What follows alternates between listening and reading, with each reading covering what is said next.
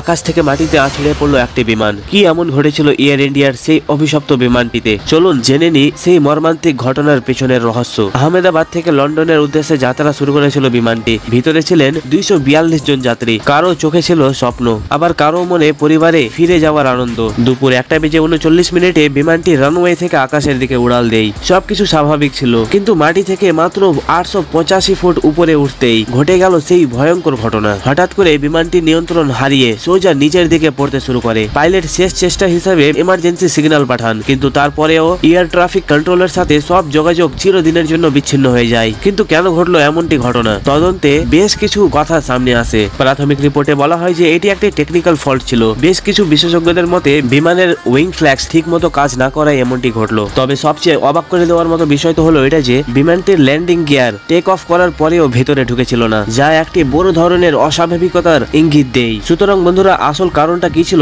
তা নিয়ে এখনো তদন্ত চলছে। আমাদের ইসলামে এই ধরনের অস্বাভাবিক দুর্ঘটনাকে আল্লাহর হুকুম বা তাকদীরের অংশ হিসেবে দেখা হয়। এর মানে হলো কার জীবন কখন, কোথায় এবং কিভাবে শেষ হবে তা একমাত্র আল্লাহই নির্ধারণ করেন। আমাদের দায়িত্ব হলো যারা চলে গেছেন তাদের জন্য ক্ষমা প্রার্থনা করা।